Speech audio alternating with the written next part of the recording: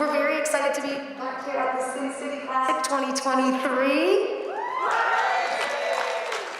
We're so excited to have so many people here joining us, and we're just so incredibly grateful to be here in this space. So I wanted to bring up from Cheer Salt Lake, we have Spring Waters and Taya Maloney to deliver a Land Acknowledgement.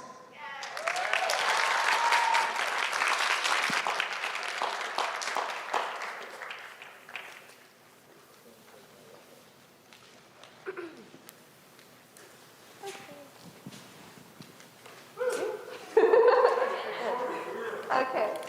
Thank you, PCA, the Sin City Classic Network, and everyone who may be attending and listening. This is such a beautiful opportunity for all of us to be unified together as people who all share one very special thing in common, a desire to raise awareness of the lived experience of marginalized people. In case anyone else is like me and is unfamiliar with the word marginalized, I decided to look up the definition of the word, and it means a group, a person, a group, or concept treated as insignificant or peripheral. It comes from an idea referencing people who aren't allowed to access basic services or are given fewer opportunities than everyone else, all because of things they can't control. I feel very grateful for the opportunity to give this land acknowledgement today, being someone who is very familiar with what it feels like to see myself as insignificant or to be treated as so. What it feels like to be ostracized or isolated and given fewer opportunities than the majority because of things that have felt out of my control. And I'm very sure that just about everyone in this room can relate to what I'm talking about. Whether it be because of race, sexuality, religion, or absolutely anything else, this is an issue that we all face in our daily lives. And so, by acknowledging the marginalization of myself and the Native American community, I intend to create unity by also acknowledging that this issue goes beyond race. We have all felt this, no one is exempt. I'm no different than you. I see no separation, therefore it is up to all of us to acknowledge the importance of this and to be the change by showing acceptance, kindness, and love in a world where it is so called for. Together we can break these historical chains of the pain and suffering of those before us. With all that being said, I'd like to take a moment for Taya to teach us about the history, to help us raise awareness about the challenges faced by the Indigenous people who do or have inhabited on this land on which we're spending this cheerful weekend.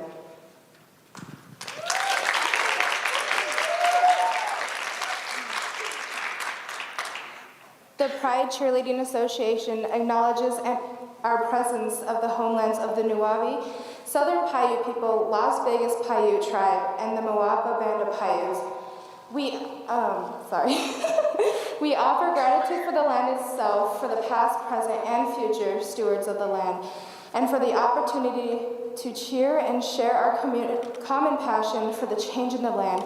In the beginning of the early 19th century, non-native settlers moved into the area, resulting in displacement of the local tribes from their home. Native tribes, especially the Paiutes, experienced loss of their land until December 30th of 1911, when Helen J. Stewart, the owner of the pre-railroad Las Vegas Rancho, deeded 10 acres of Las Vegas land to them, creating the Las Vegas Indian Colony. This was the tribe's only communal land until 1983, when Congress returned to the tribe 3,800 acres of land between the eastern slopes. We ask everyone here today to consider learning more about the history of traditional lands and impacts of colonization in Las Vegas and in each of your own home communities. We encourage you to learn about the initiatives to combat ongoing colonialism and aid the current generation of Indigenous peoples. And we invite you to give, if possible, to some of the related organizations that we have identified, including, but certainly not limited to, the Las Vegas Indian Center, Nevada Urban Indians Incorporated, and the Native Justice Coalition. Most importantly, in reference to what I mentioned earlier on, we remind you that we have all felt the aftermath and effects of marginalization on some level. So my challenge to you is to be compassionate, show acceptance, show love, show grace, and embody the unity that we have and to experience here as a community in your everyday life.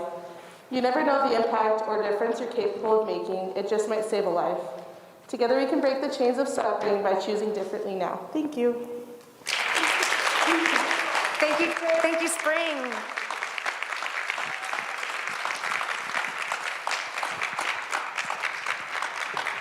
We're so grateful to be here, and we're so grateful to be so connected to all of you who are here presently, who have been here in the past, and will be here in the future with us.